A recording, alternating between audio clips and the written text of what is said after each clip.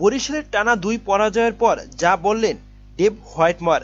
সাবেক এই কোচ তামিম ইকবাল, মুশফিকুর রহিম এবং মাহমুদুল্লাহ রিয়াদকে নিয়ে বিস্ফোরক মন্তব্য করেছেন।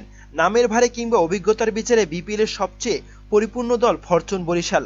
তামিম ইকবাল, মাহমুদুল্লাহ রিয়াদ, মুশফিকুর রহিম কিংবা মেহেদী হাসান মিরাজের মতো তারকা তো আছেই, বিদেশিদের তালিকাটাও নজরে পড়ার মতো। শোয়েব মালিক কিংবা দুনিত ভেল্লাগের মতো তারকারাও আছে তাদের দলে। তবে টুর্নামেন্টে তাদের শুরুটাও ছিল দারুণ। আরেক বড় নাম রংপুরেরকে হারিয়ে দশম আসর শুরু করেছিল তারা, কিন্তু ঢাকা পর্ব শেষে তারাই আছে তালিকার পাশে। টানা ২ হারের পর কিছুটা হলেও নড়বড়ে বরিশাল শিবির। তবে ম্যাচ শেষে সংবাদ সম্মেলনে দলটির টেকনিক্যাল ডিরেক্টর ডেভ হোয়াইটমারকে খুব একটা হতাশ শোনা যায়নি। তবে তিনি মিরপুরে তার দল কুমিল্লার বিপক্ষে জেতার মতো রান করেছে বলেই বিশ্বাস করেন তিনি। ৮ ম্যাচ হয়েছে, সব ম্যাচের আগে ব্যাট করা দল হেরেছে।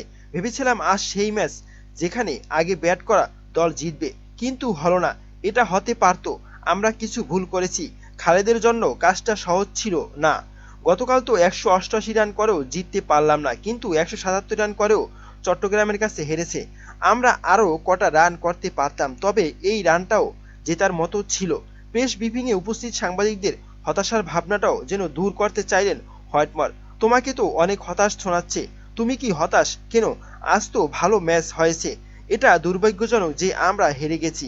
এই দলটা যথেষ্ট সামর্থ্য আছে, একাদশ ঠিকঠাক ছিল, কিন্তু তবে টানা ২ হারের পর ঘুরে দাঁড়ানোর ব্যাপারেও আশাবাদী অভিজ্ঞ এই কোচ। আমি মনে করি এখান থেকে আমরা ঘুরে দাঁড়াতে পারবো। হেরে গেছি, ব্যাপারটা দুর্ভাগ্যজনক, তবে ম্যাচটা দারুণ ছিল।